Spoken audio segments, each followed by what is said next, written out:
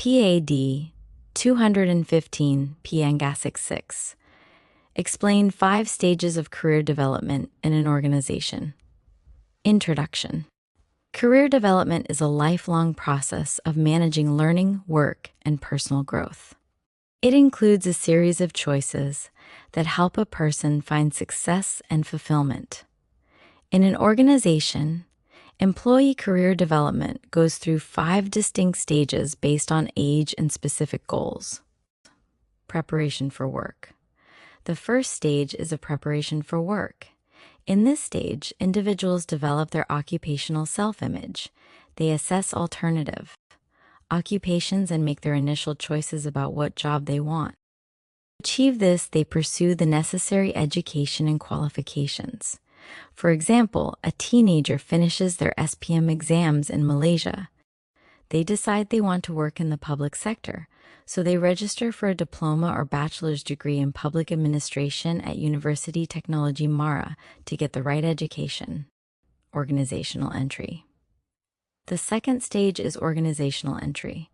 This stage is about finding and selecting the first proper job. During this period, individuals try to obtain job offers from their desired organizations. They look at different job options and select the most appropriate job based on complete and accurate information. For example, a fresh graduate in Malaysia applies for a government job through the Suruhanjaya Perkhidmatan Awam website. After reading all the job descriptions, they receive an offer and choose to accept a position as an administrative officer. Early career. The third point is early career. This stage is about settling into the job and growing within the organization. Employees learn their specific job tasks and learn the organizational rules and norms. They work hard to fit into their chosen occupation and organization. They also increase their competence and pursue their career goals. For example, a 30-year-old officer works at the Ministry of Finance. They learn how to follow government protocols, attend professional training courses at Institute Tadbiran Awam Negara, and try to get a good performance score to reach their goals. Mid-career. The fourth point is mid-career. This stage is about looking back at your career and making future adjustments. At this stage, employees reappraise their early career and early adulthood goals. They choose to reaffirm or modify their goals based on their current life. They make choices that are appropriate for middle adult years and work hard to remain productive. For example, a 45-year-old civil servant looks at their career. They decide to modify their goals by choosing the subject matter expert pathway instead of staying in regular management, allowing them to remain highly productive using their special skills. Late career. The last stage is late career. This stage is about finishing your career well and getting ready to stop working. Employees in this stage focus on remaining productive in their daily work. They work to maintain their self-esteem and actively prepare themselves for an effective retirement. For example, a 58-year-old senior director in a Malaysian government department prepares for the mandatory retirement age of 60. They stay productive by mentoring younger officers, keeping up their self-esteem, and attending retirement planning seminars organized by the government. Conclusion. In conclusion, career development is a continuous journey that moves from preparing for work to retirement. By understanding these 5 stages, both Malaysian organizations and employees can work together to achieve long-term success and growth. Discuss 4 roles of the employee in career development. Introduction.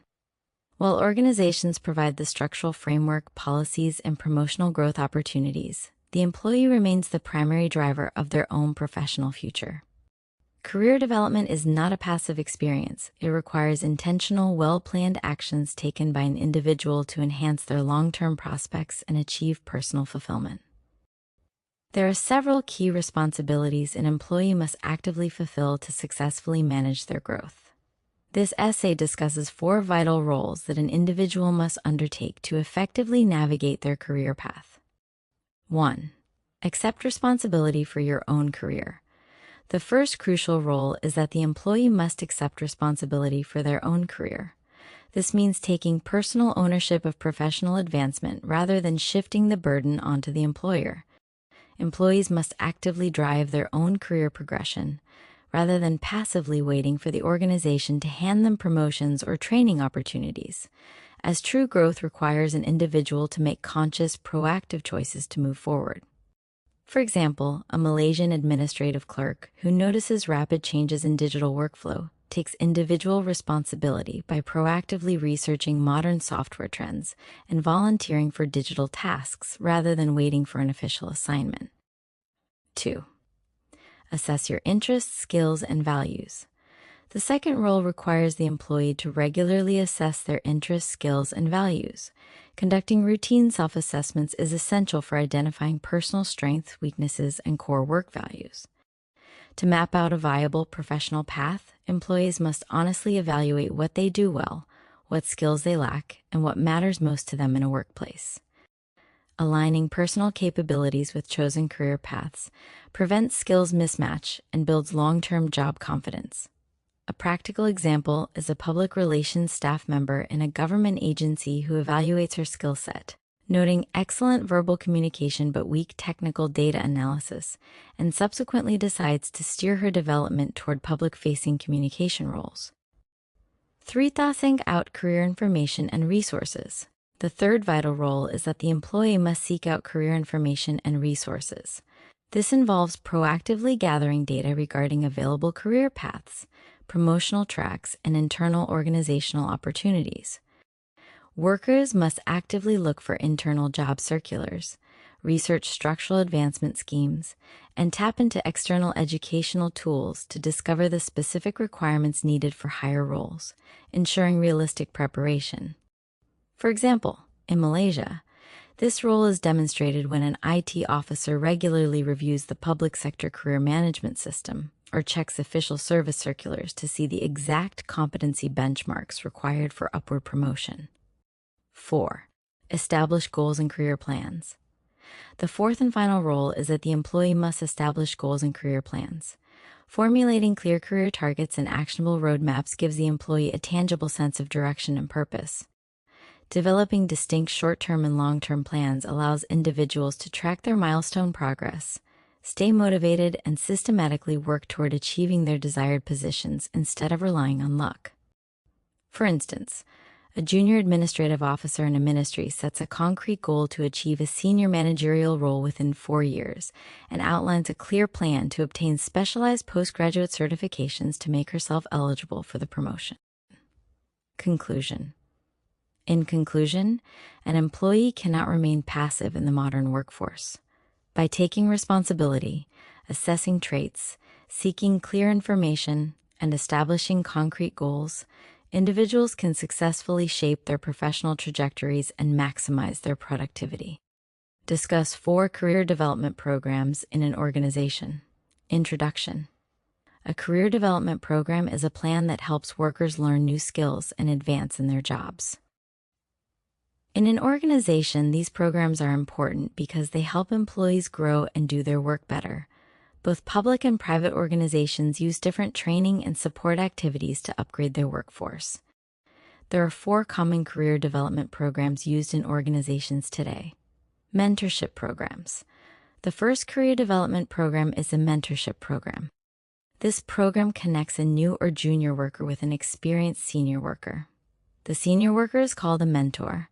The mentor gives advice, shares knowledge, and helps the junior worker solve problems at work. This helps the junior worker feel supported and learn how to grow in the company. For example, in a large Malaysian company like Petronas, a fresh graduate engineer is paired with a senior project manager. The manager meets with the young engineer every month to guide them on how to handle big engineering projects and build a successful career. Leadership development programs. The second career development program is a leadership development program. This program is for employees who have the potential to become future bosses or managers. It teaches them how to lead a team, make important decisions, and manage conflicts at the workplace. It prepares them to take on high-level roles with more responsibilities. For example, government officers in Malaysia attend special leadership courses at the Institute Tadbiran Awam Negara. This program trains them to become good leaders and directors in government ministries. Education assistance programs. The third career development program is the Education Assistance Program.